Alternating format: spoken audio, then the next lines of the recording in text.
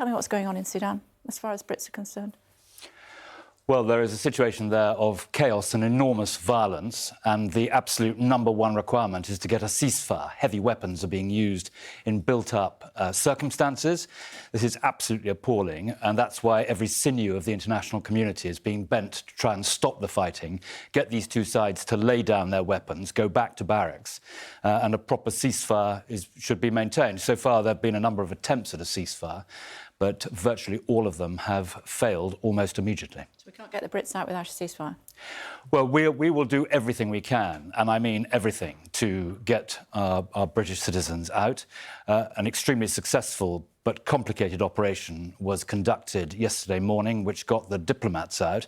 We have a specific duty of care for the diplomats, but I must stress that these diplomats were in acute danger because the guns were either side of the British embassy and the British residence, and we got them out as fast as we could, as did the Americans get their diplomats out.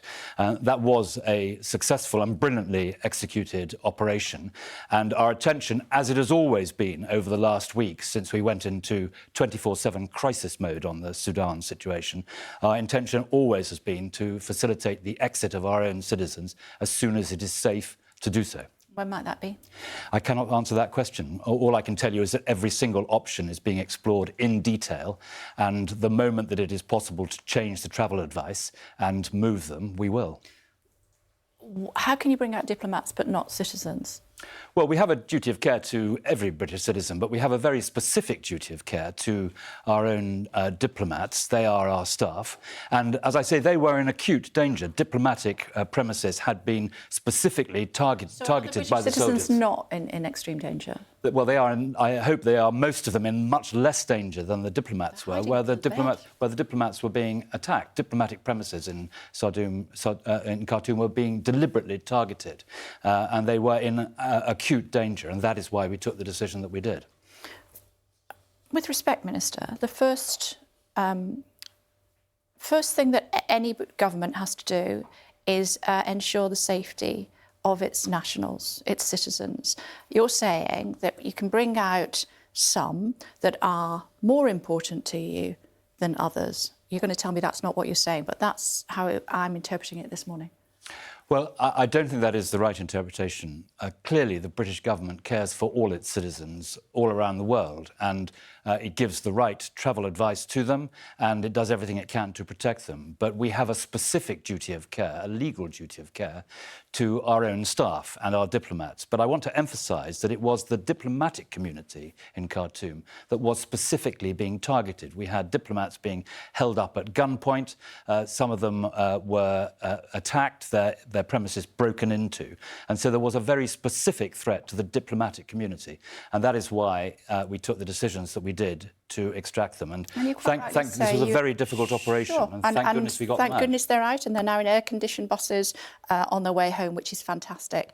There's a guy that was speaking to us on Twitter. His 80-year-old mum went to Sudan to see family and should have been on her way back now. She's not. She's trapped because of the fighting. Children are trapped because of the fighting. 400 British nationals, thousands of dual nationals are still trapped because of the fighting. It's your government's responsibility, our government's responsibility, to get them out as soon as possible. You're saying you don't know when that might be. I am saying that.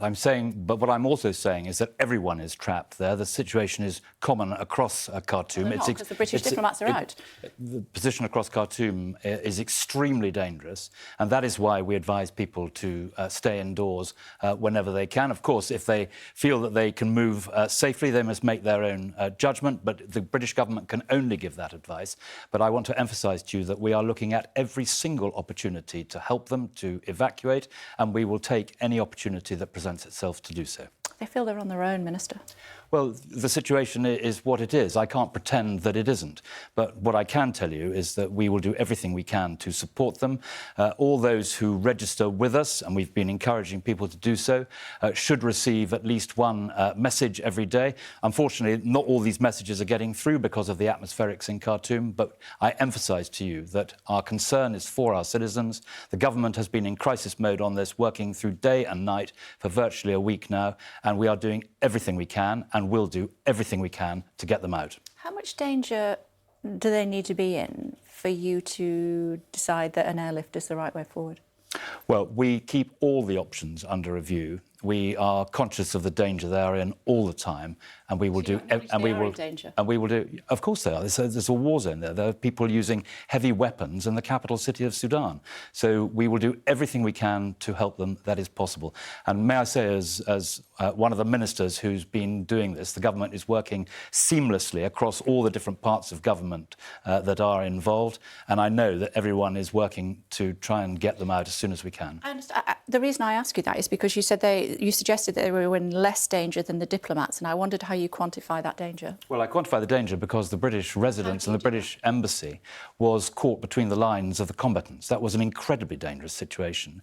Mercifully, most of the citizens are not in exactly that position, but because of their location and because they were diplomats, they were in a very specific and acute danger. But let me emphasise that we are trying to look after everyone. The key thing that has to happen is the ceasefire, and we're working diplomatically across the United Nations, across the international agencies, the regional partners, the major powers in Europe and elsewhere. We are working with our allies to try and secure the ceasefire, because that is the critical thing that has to happen. So the Brits will have to hide under the bed until that ceasefire is in place? So the Brits should take the travel advice that we have issued. We've updated it this morning.